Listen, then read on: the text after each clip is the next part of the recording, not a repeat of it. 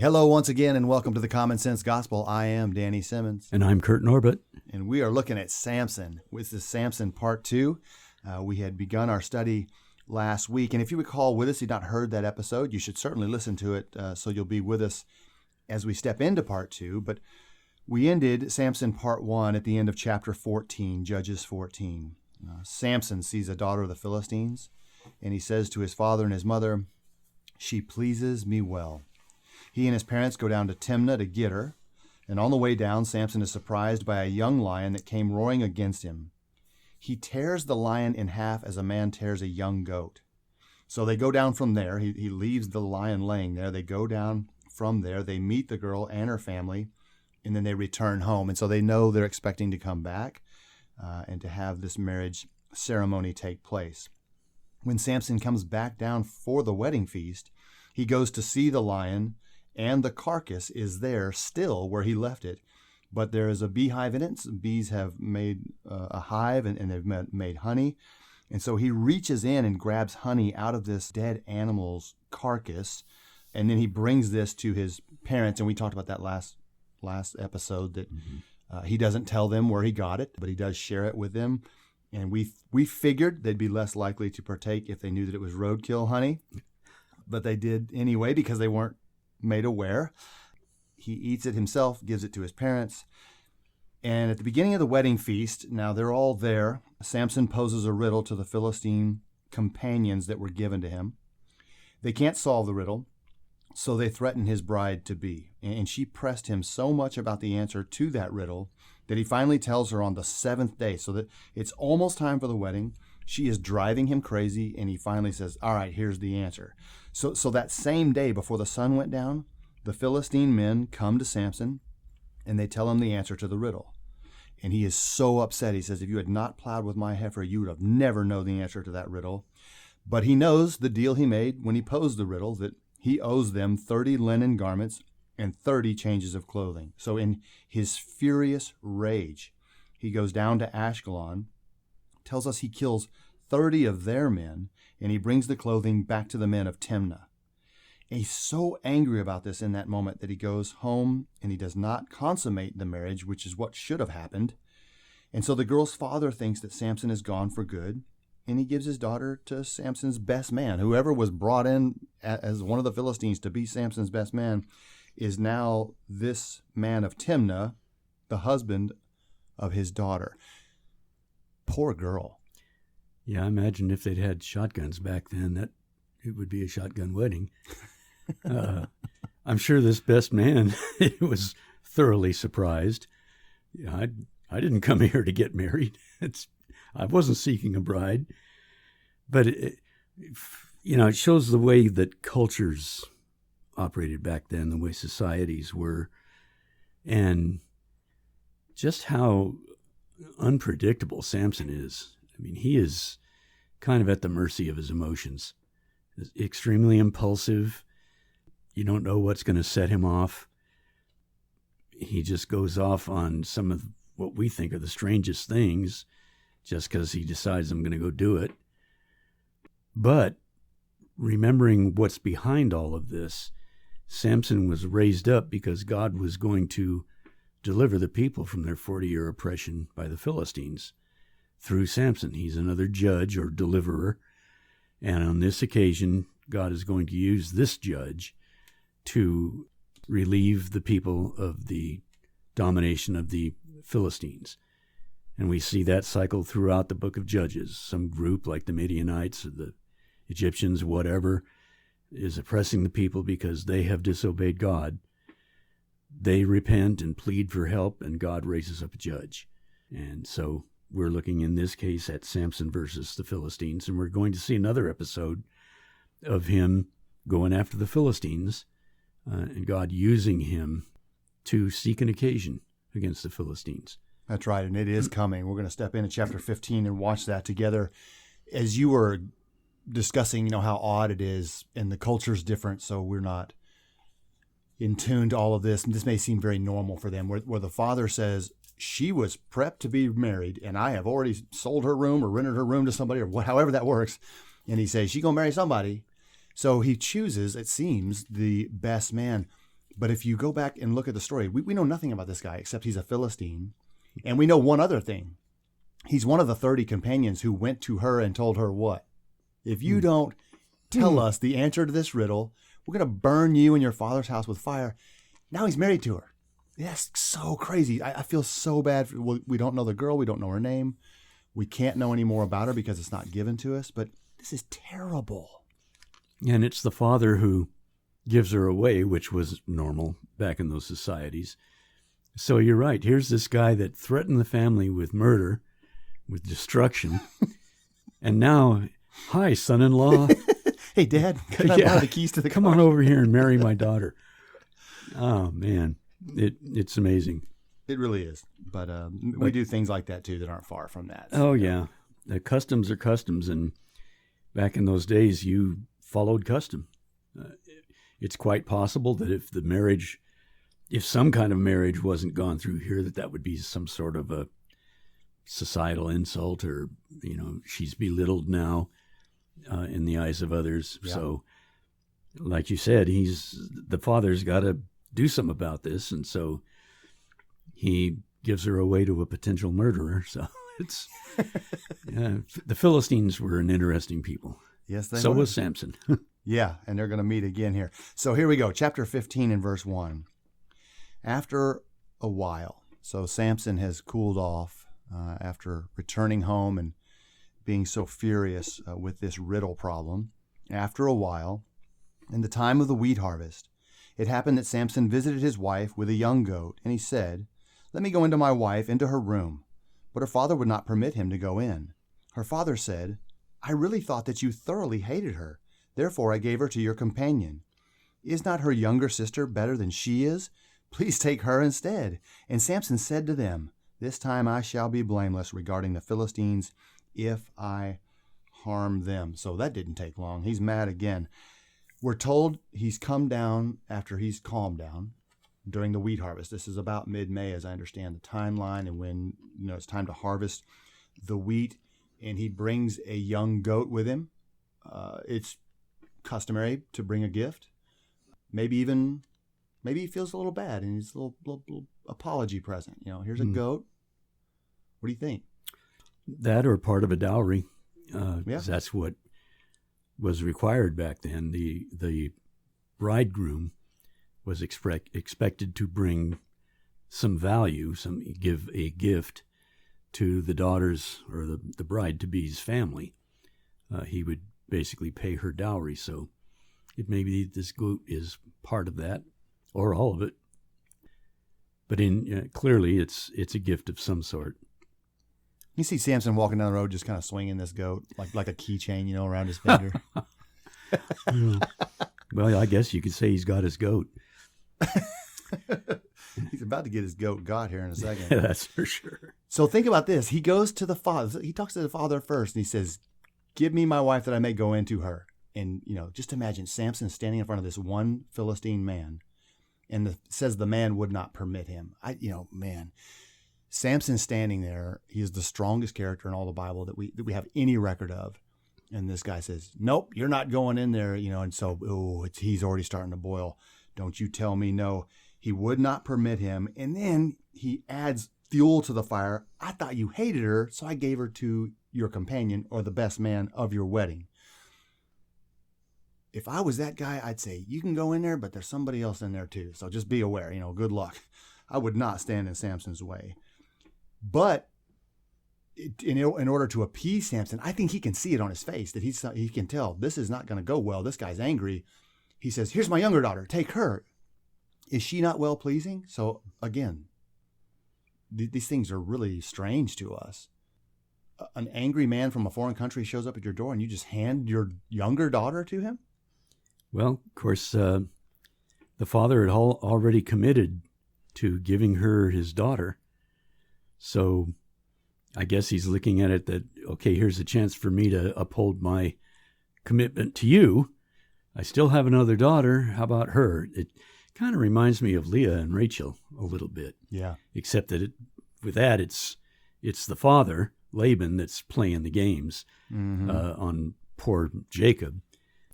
But That's the only one way I would look at it. In a way, the father may believe he's still obligated. That, Yeah. I agreed for him to take my daughter. Of course, she's unavailable, but here's another one, and she's even better than the first one. So Yeah, that was the other please part. take her. Is not her younger sister better than she? Yeah. Now, that could be a sales pitch. It could just be. like, hey, this one's actually better. And in what way better? Better looking, a better worker, or what? Yeah, it's not clarified. Yeah. But the deal is, please take her instead. And Samson said, this time I am blameless. Now, we're going to watch him do this over and over again. And you mentioned that he's compulsive. But once he's angry, once something is done that makes him angry, then he gives himself permission to do whatever he's going to do. And we'll watch it as we come to it. But this is the first time that he says, okay, now whatever I do, I am blameless in that. So down in verse 4, it says, then Samson went and caught 300 foxes, and he took torches, turned the foxes tail to tail, put a torch between each pair of tails. When he had set the torches on fire, he let the foxes go into the standing grain of the Philistines. He burned up both the shocks and the standing grain, as well as the vineyards and the olive groves. So this is what he chooses to do to get his revenge on the Philistines. And we talked about it a little bit last episode, but how do you catch 300 foxes or jackals, probably? Yeah. To think, there's so many aspects of this that we kind of talked about. To think of the determination on the part of Samson. He's going to take the time. First of all, coming up with this whole scheme. I know how I'm going to get them. I'm going to light their fields on fire. For that, I'm going to need 300 foxes, or as you mentioned, possibly jackals, since they're used to running in packs. And then I'm going to tie two of them together with a torch and let them go through the fields. So now he's got to gather 300 of these animals. You're not going to do that all at one time. So he's going to have to pen them up somewhere as he's collecting all of these. So this is just a huge undertaking on the part of one individual. And as you mentioned when we were talking about this, it obviously shows Samson's skill as a hunter. He knew where to go to get these animals. Once there, he knew how to make a trap or a snare or whatever way it was that he was going to catch him. And he apparently was consistently successful at that, so he knew what he was doing. Yeah, he's catching them, and he's not injuring them. They're, like you said, they're kept somewhere, they're preserved, they're going to do exactly what he needs them to do. And as you said, it shows his persistence. It takes a period of time. It's not easy. There's going to be hang-ups and traps that don't go off when they should. There's all kinds of frustration with trying to capture an animal, a wild animal. So we want to keep that tied to this to show how determined he is and how even the process itself would make him more angry. Once he has the 300, he brings them to the grain fields. Again, how do you transport 300 foxes? I don't know. It doesn't tell us. But he tied them. He takes two at a time, ties them tail to tail, puts torches between each pair of tails. So the torch, the wick, whatever this is that could hold the fire is not lit initially. It is tied inside the two tails. When he's ready to let them go, he lights it. And then he sets them free. And so then we talked about how quickly can fire spread anyway. Fire is an amazing thing, and it can spread quickly with help from wind or anything else. But when you have wild animals whose tails are on fire, they are running at full speed. And they're running really aimlessly. The only thing they're trying to do is get the fire off of their tail. Yeah, they're just running through. There's fire behind me, so I need to go this way. Yeah, and they won't direction. run toward fire. So wherever another fox is set afire, they're going to go another direction, which it ends up burning everything. Yeah, the plan is genius. Yeah, as it says, it burned up the grain and the shocks they had already harvested, plus vineyards and olive groves. So he started a major. Looking at this, of course, I was born and raised in California. We're used to the summer wildfires out there that just almost in no time they've burned up 10,000 acres, and it's just unbelievable. So I'm kind of familiar with this picture, but you can imagine the Philistines from a distance, even just seeing all this smoke go up, going, what in the world is going on here? That's where our fields are. So they're not happy about this situation, as you might well expect. But his plot to get after the Philistines here has come to fruition. Oh, boy. He's dealt a devastating blow because that grain is for the winter. That's going to be their food. And probably a lot of it's going to be their seed crop for the next year. That's right. He's really hit them where it counts here. This is so damaging. And I kept thinking about that too, the Philistine family looking out the window of their home. And it, like you said, even in California, in the day and age we live, there's some things we can do to try to stop fires. But there's a moment when firemen go, there's nothing we can do. And that would be the feeling that comes onto these people's hearts. The stalks that they had already went and gathered and rolled up and bound up, it says that was caught on fire, plus the standing grain. The work they had not yet finished is on fire. So just imagine standing there and watching all of your livelihood and your future, what your future was resting on, is burning with fire. And what that would do to you, like how that would make you feel. So he has hit them so hard. One man gave his wife to his companion, and now everybody's crops are on fire because Samson thinks this is, okay, you did this to me, I'm doing this to you. And by the way, I'm blameless when I do it. That's his opinion of this. Mm-hmm. So that moves us down to verse 6. It says, then the Philistines said, now here's that moment. Who's done this? They're looking out of the fire burning, and they answered, Samson, the son-in-law of the Timnite, because he has taken his wife and given her to his companion. So the Philistines came up and burned her and her father with fire. So she never escaped the riddle problem. Yeah, this seems to be their fate. It's just, they got away with it one time with the whole riddle game they were playing. But she and her father, her family are gone. They wind up being burned with fire, which with the that seems kind of extreme, but these are Philistines. They're Canaanites, very pagan. So they get their revenge. It's interesting to me that they don't immediately decide we're going to go after Samson. Yeah. Let's get our own people, this family over here that instigated all this, apparently. We'll nail them. Then maybe we'll figure out a way to go after Samson. Yeah, and we're going to see that too in this chapter. We're starting to see obvious respect for the man and his strength from his own people, and certainly the Philistines. Like you said, they destroy her and her father's home. So the best man, now he's out of wife. There's a lot of weird things going on. Verse 7. Now watch what he says. Samson said to them, "Since you would do a thing like this," so he's like, "So you kill my wife?" It's like, and he forgot why they killed his wife. Yeah. "Since you would do a thing like this, I will surely take revenge on you, and after that I will cease." So he attacked them hip and thigh with a great slaughter. Then he went down and dwelt in the cleft of the rock of Edom. He is upset now after getting revenge and saying, okay, we're even. Now he says, you killed my wife. I'm taking revenge on you. And it's the end of it is after that I will cease. He's almost, and I don't know if he's announcing this to them or just saying it to himself, but this will be the end of it. After I kill a bunch of you, I'm going to let the rest of this go. Yeah, and that seems to be the case because he goes down into the wilderness. He gets away from the Philistines and essentially goes into isolation, which then leads to an interesting situation with his own people. Yeah, they're going to be involved here. Verse 9 says, now the Philistines went up and camped in Judah and deployed themselves against Lehi. And the men of Judah said, why have you come up against us? So they answered, we have come up to arrest Samson to do to him as he has done to us. It's important that we remember in this moment in time that the children of Israel are fully under the control of the Philistines. If you look at the time of David, which will be just a few years in the future from this moment, the only character in the Bible that we have like a full layout of the armor that they wore is Goliath. Yeah.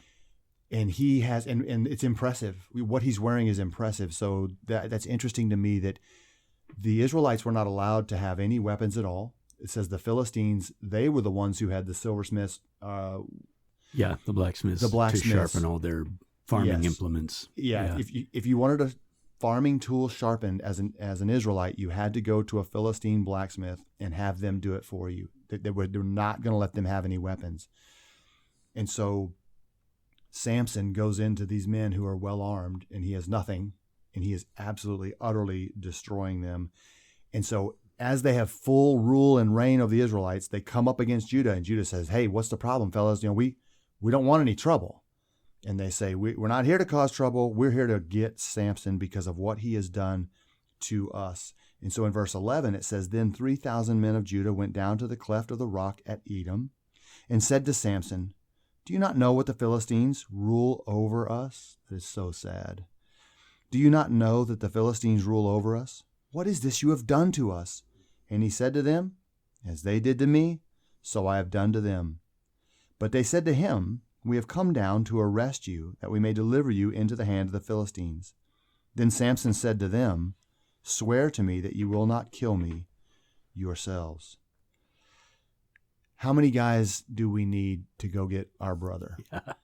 10? This gets me 3,000 of the men of Judah. This will There's do the it. Respect.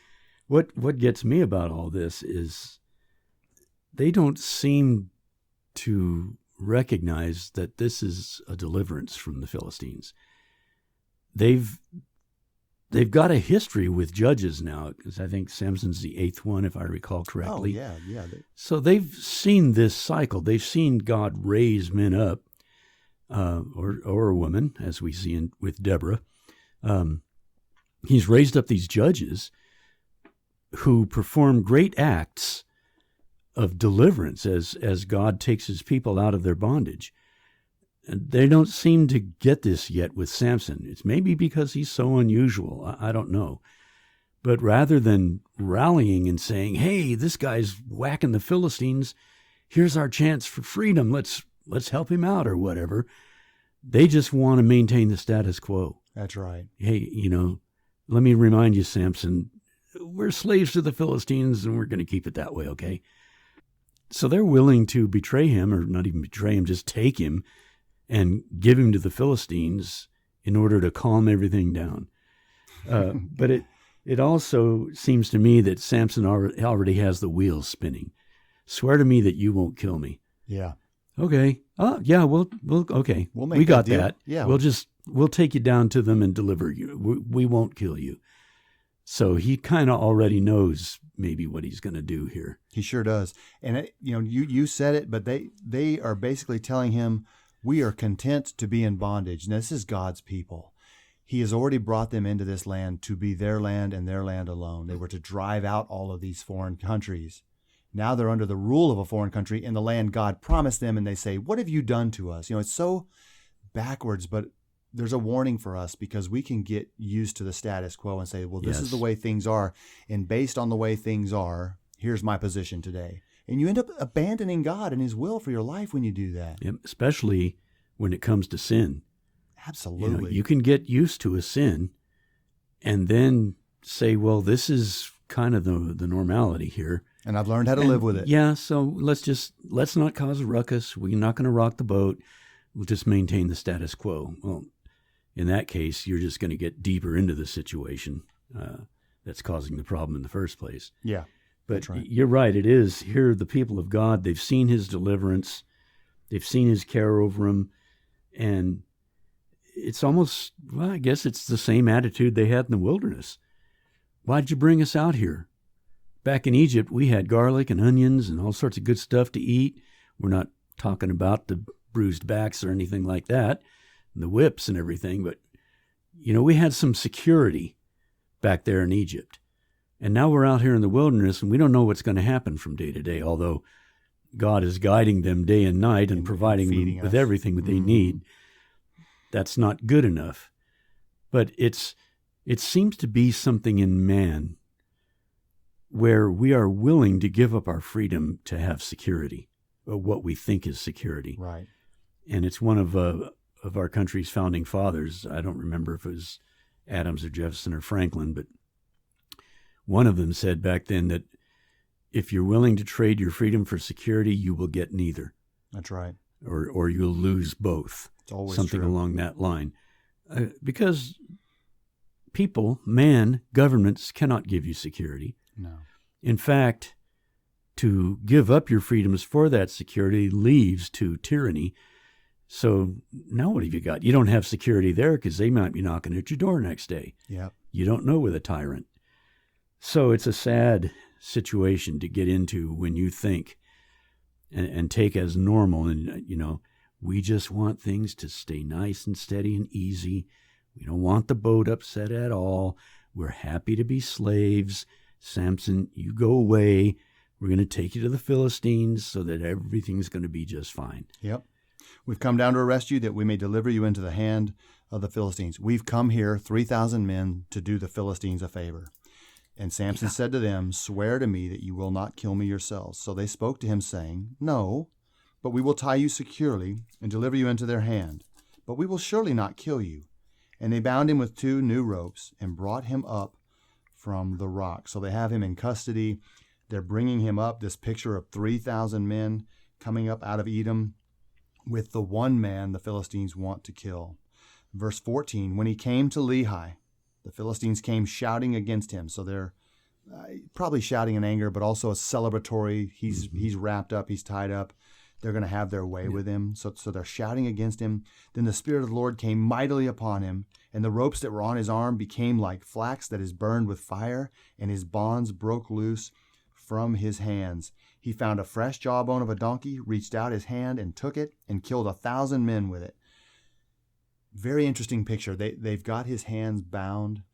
They bring him up. It is obvious that he has no power to do anything. And then just in this moment, the Lord tells us, almost as if you've got rope tied around your wrists, and then someone lights a fire in that little gap. And what happens to rope once you set it on fire? It just falls apart. Yep. And he just throws the bonds off. Of course, again, here you see people not taking things into account, because I'm sure the exploits of Samson by this time have made news all over the land. Mm.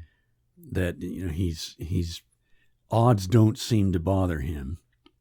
He's able to defeat whatever comes up against him.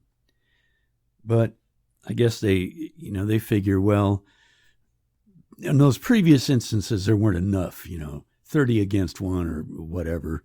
That's nothing. If 3,000 of us go and get him and tie him up with ropes and then take him and hand him over to this army of Philistines, there's no way he's getting out of this one. But he kills 1,000 men with a jawbone of a donkey. So he defeats the army of the Philistines and inflicts a great loss on them. So once again, he's shown that in certain instances he's capable of doing this. And of course, the whole thing behind it is that the Spirit of the Lord rushed mightily upon him. That's right, and that's why this happened. This is one of the greatest, in my mind, throughout my life, one of the greatest Bible trivia questions of all time. Who killed 1,000 Philistines with a jawbone of a donkey? And, as a little boy, it's like, oh, I know the answer to that one. Yeah. Samson's the man. It says he found a fresh jawbone. Now, one of them says moist. A moist. How do you find a jawbone of a donkey to begin with? And then on top of that, how do you find a fresh or a moist one? I know one way. You can rip it out of a donkey's face. Yeah. Although we're not told that. No, but I would prefer not to think that that's how he got it. But we're in a rural agricultural society, and there's livestock all over the place. That's true. They're very used to having domesticated animals around. There's plenty of cattle and goats and sheep and donkeys, and so to come across a downer, maybe in the field, would not necessarily be unusual. And he just happens to be in a location where here's this handy weapon. And as we talked about, it's not the jawbone of a donkey who's been there for 6 months. This donkey died a long time ago, and oh, look, here's a skeleton of a donkey. I can grab the jawbone. Because we know what happens to bone. If you picked up a jawbone and started smiting left and right with it, and it's been out in the weather for 6 months, it's not going to last as a weapon very long. It's going to turn to powder. Yeah, but here's a fresh jawbone, so the bone's still supple. All of its strength is still in it, and Samson just goes to work with it. And it's a hefty enough instrument that he's able to just, I guess, knock these people down as soon as he puts a whack on them. Of course, with his strength, that's all it would take. Yeah.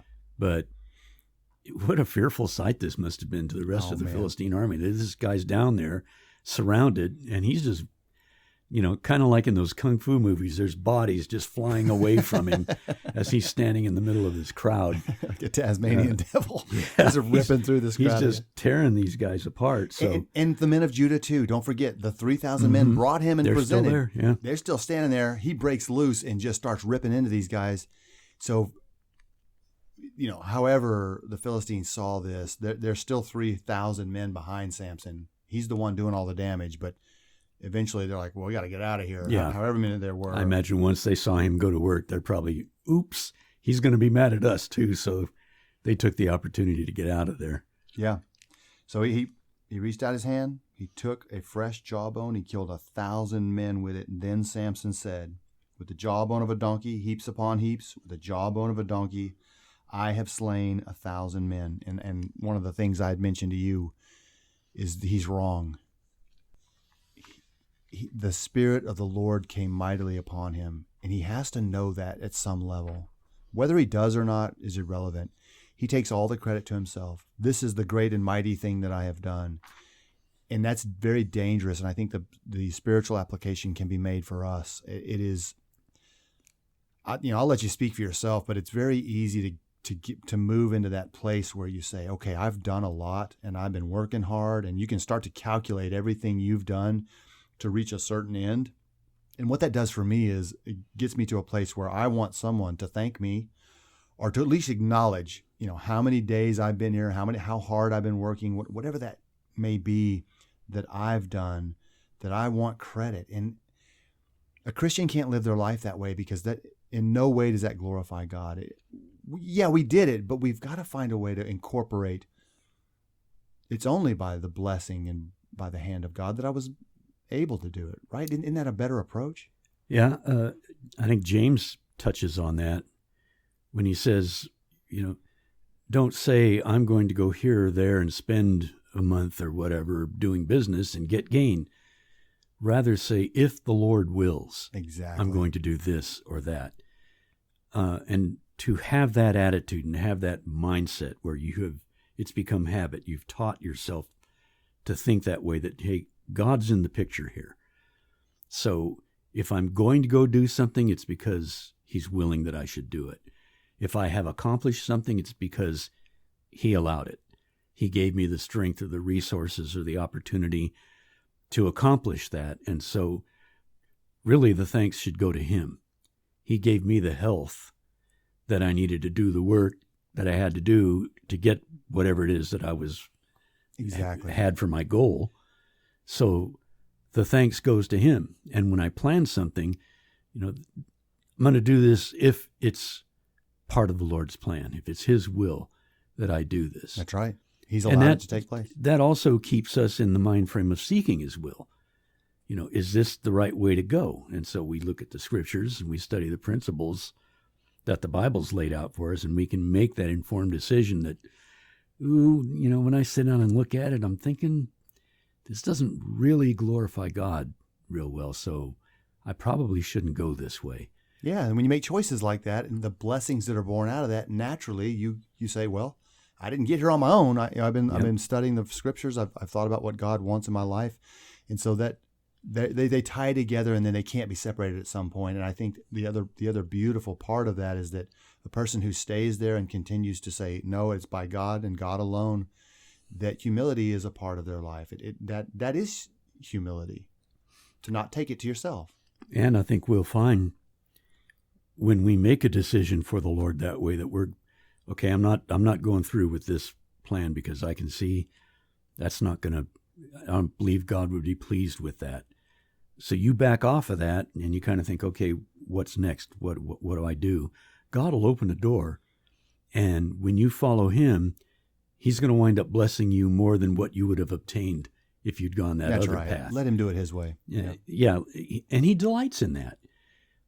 When you follow him, he delights in abundantly blessing those who have submitted themselves to him and are always mindful of him. Yeah, and James tells us again, he gives to all men liberally, and that is takes faith on our part. So the man who loves riddles says, "With the jawbone of a donkey, I've slain 1,000 men." And I was, mindful of the point we made initially that he's kind of an oddball. He doesn't seem to have any friends at all. Remember, the Philistines offered companions to him. When he goes and gathers the foxes, we're not told of anybody giving him a hand. There's no other Israelites saying, "That's a good idea. I'll help you. Here's what I can do." Now, if he found some help, the Bible doesn't tell us about that. He seems to be moving all on his own, and by the will of God, these things are taking place. But here again, in this case, we know that 3,000 men of Judah are standing behind him. He goes to town on 1,000 Philistines with a jawbone of a donkey, and they seem to stand there and watch, or maybe they ran away. We don't know. But again, not one person says, "Hey, Samson's my buddy. I'm not going to let him do this on his own." He is absolutely by himself in every scene that we see. Isn't that crazy? Yeah, in fact, you mentioning there the idea, he didn't have anyone to help him gather the foxes for his fire raid there. I imagine if someone would have come up and said, "Hey, Samson, how come you're collecting all of these animals? What are you doing?" "Well, I'm going to burn out the Philistines." No, you're not, man. That's going to cause problems. I doubt they would have helped him. Yeah. They would have gathered up some men. "We better stop Samson, man. He's going nuts over there against the Philistines." He looks angry, and he's not slowing down. So you're right. The only help he had was from the Lord. Yep. And he needed to say that, and he didn't. Yes. He took it to himself. Verse 17 says, "So it was, when he had finished speaking," this is his little statement that he made, "that he threw the jawbone from his hand, and he called that place Ramoth Lehi." This literally means jawbone heights. Yeah. Hey, I just bought myself a house. "Oh, yeah, where?" "Up in Jawbone Heights." Oh, man, Jawbone Heights. I haven't heard about hey, that. I heard about, why do they call it that? Oh, haven't you heard about Samson? They got a huge cemetery there. Yeah, but the homeowners association doesn't allow donkeys. No moss on the donkeys. Yeah, maybe we better get back to scripture, huh? Oh, yes, sorry. So he's now in Jawbone Heights. Verse 18, "Then he became very thirsty, so he cried out to the Lord and said, 'You have given this great deliverance by the hand of your servant.'" Well, there's some credit he gave to God. "And now shall I die of thirst and fall into the hand of the uncircumcised?"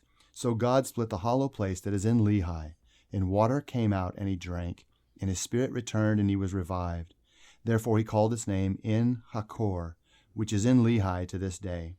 And he judged Israel 20 years in the days of the Philistines. And that concludes chapter 15. Interesting that he has the victory, and then he turns to God. This is the first time we hear him speak to the Lord. Mm-hmm. And I wondered about that too, is, being a loner, we know that the tabernacle's in Shiloh. We know there's a high priest that is in his proper position around this time. At least we've got enough information to assume that's all intact. And we don't ever see him go to Shiloh. We don't see him talk to a priest. We don't see him praying. And so finally, for the first time, and what's his attitude? "You let me do this, and now you're going to make me die of thirst," with his dying statement that he makes. This, as you pointed out earlier, is very reminiscent of the Israelite people when they were in the wilderness. Yep. "You brought us out here to die of thirst." Yep. And God split open a rock and provided water for them. Yep. Same picture. I was thinking that too. It's not the first time that God has provided water from an unseemly place. Obviously, apparently it looks like he opened a spring here that he made available for Samson. But either way, he's shown that he can bring water out of a rock, bring water out of this hollow place. So God can provide, and he shows his mercy here to Samson. He hears mercy. Okay, you've acknowledged me as the source of your victory. No, I'm not going to let you die of thirst, so I'm going to provide this water for you. So we see his graciousness towards Samson. And And as you mentioned, that revives his spirit, and he just heads on his way. And there, we're finally told specifically that he is a judge of Israel. Yep. With a 20-year judgeship that was designed to overcome the Philistines and break their bondage. That's right. 20 years he judged during the days of the Philistines. Again, very sad commentary. The days of the Philistines. This is when they ruled over the nation of Israel. And Samson is leveling the playing field with his own bare hands and certainly with what God has given him to do. And so the next chapter, which we will get through in our next episode, we will watch the strongest man in all the world fall to the one weakness that he repeatedly showed in his life. And we'll get there when the Lord gives us time to do that. We have Bible trivia questions for each other, and for those who are listening, you have your Bible trivia questions ready. You told me you did. Oh, I'm set to go. I'm ready to fire the first one at you. Okay, you can do number one for everyone who's listening with us, and I'll do my best to answer that. Trivia, sweet trivia. First one will be out of the New Testament. Who said the phrase, "I know whom I have believed"? And who did he write that to? Who wrote it? And who did he write it to? The Apostle Paul wrote it. Yes. And I believe that he wrote that to Timothy. Yes. I don't know which letter, though. 2 Timothy 1:12, he says at the end of that verse, "I know whom I believed, and am persuaded he's able to deliver me against that day," or to keep me against that day. So, keep me against that day. Yeah, a tremendous statement of faith. Absolutely. Faith.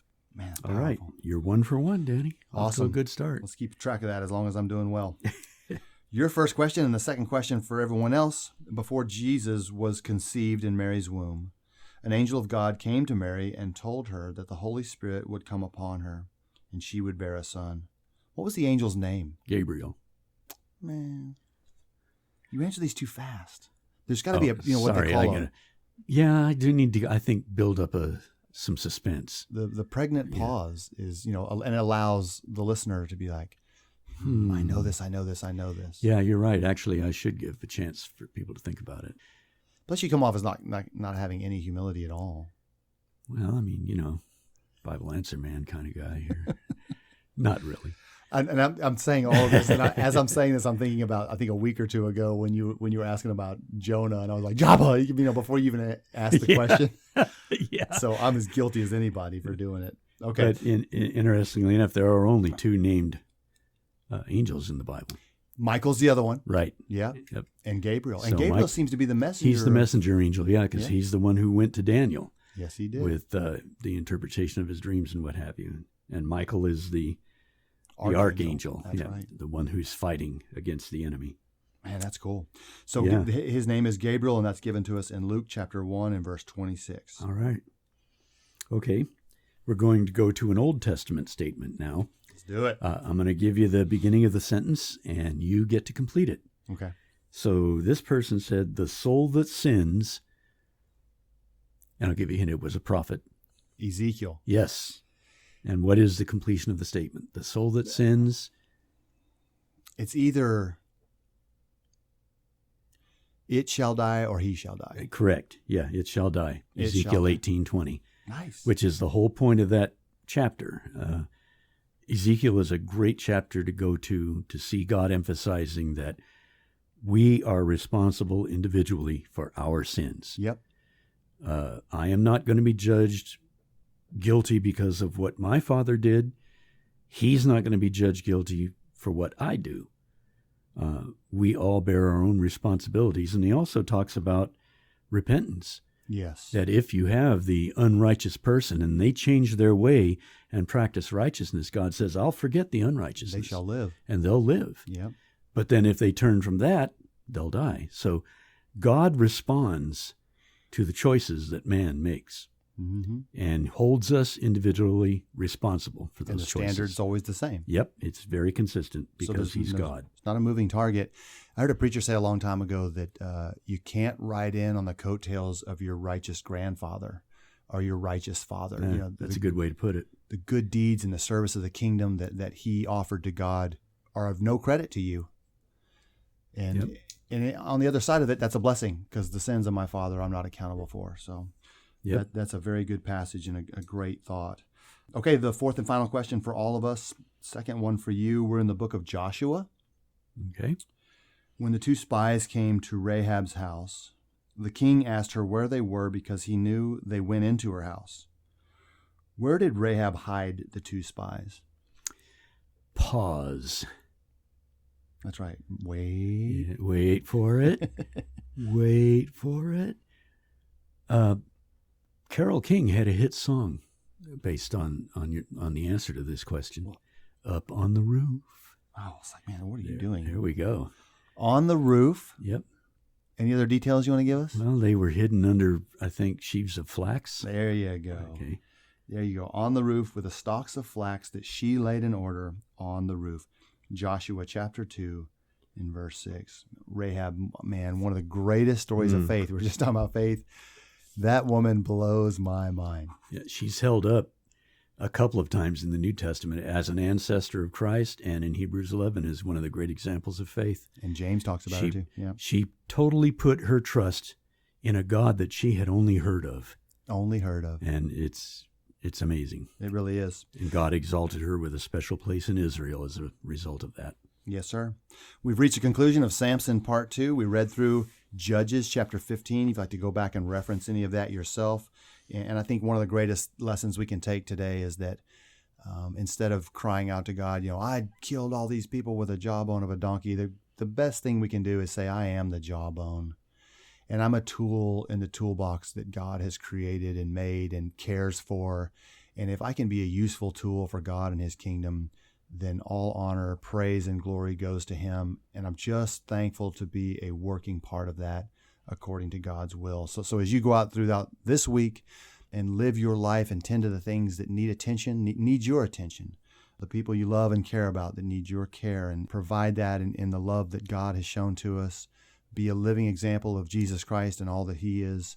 Serve him faithfully with all of your life, and it is one thing you will never regret.